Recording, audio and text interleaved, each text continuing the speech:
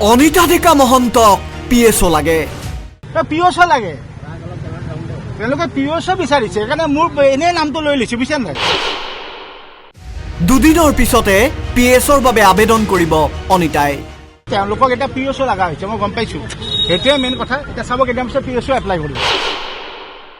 অনিতাৰ জীৱনলৈ আহিছে হেনো শংকা সংশয়। জীৱনৰ প্ৰতি ভাবুকি অহাৰ কথা সাংবাদিকক ক'ব পৰা হ'ল এইগৰাকী মহিলাই। কোনোবাই এচিড ঢালিব, কোনোবাই পেট্ৰল ঢালিব, এনে ভাবুকি ভৰা কমেণ্ট পাইছে সামাজিক মাধ্যমত। মোক ইমান লাইফ থ্ৰেটন কৰিছে। কোনোবাই কৈছে মোক এচিড ঢালি দিব, কোনোবাই কৈছে মোক পেট্ৰল ঢালি পুৰি দিব। মানে মই অকণমান মানুহৰ বিবেকক মানে সুধিবলৈ দিছো যে ঠিক আছে, হয় এইটো এটা কিবা এটা হৈছে, কিন্তু আমি আইনী যুঁজ এখন যুঁজি আছো। যদি তেনেকুৱাই জাষ্টিচ হয় তেতিয়াহ'লেতো আমাক কোৰ্ট নালাগে, হয় জানো? চ' মই এইটোৱে মই আপোনালোকলৈ মানে আহ্বান জনাইছো যে কিবা এটা কথা কোৱাৰ আগতে এটলিষ্ট অথেণ্টিক হয় নে নহয় এইটো জানি ল'ব। কিছুদিন আগলৈকে মূৰ তল কৰি আদালতলৈ অহা অনিতাই এতিয়া সাহস পাইছে। দুচিন্তাবোৰ আঁতৰিছে অনিতাৰ। মুখত জুবিন মৃত্যুৰ কোনো অনুশোচনা নাই অনিতাৰ। অনিতাৰ মতে শ্যাম কানুৰ কোনো দুখ নাই, নিৰ্দোষী শ্যাম কানু। নিৰ্দোষী মানুহজনক জেলত ভৰাই থোৱা হৈছে।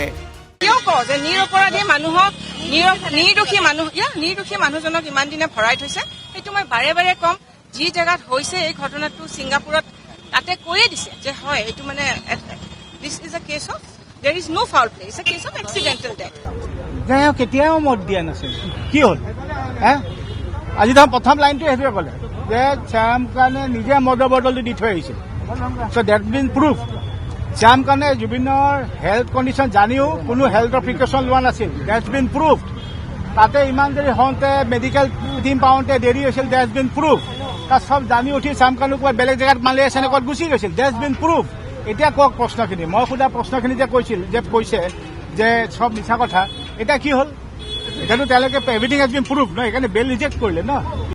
জুবিন অনুৰাগীৰ লগত সংবাদ মাধ্যমৰ জৰিয়তে বাকযুদ্ধত লিপ্ত হোৱাৰ সাহস লাভ কৰিছে অনিতাই।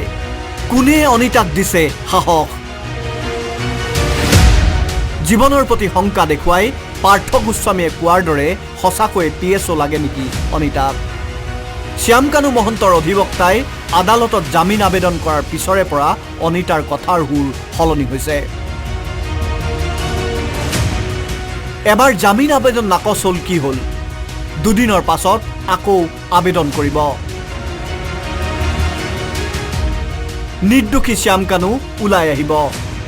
অনিতাৰ লগত থাকিব পিএছও। আৰু কি লাগে? গৰিমাই কান্দিব, অনিতাই হাঁহিব। তেনে এখন ছবি দেখিব নেকি অসমবাসী ৰাইজে? ব্যুৰো ৰিপৰ্ট, আসাম টক্স।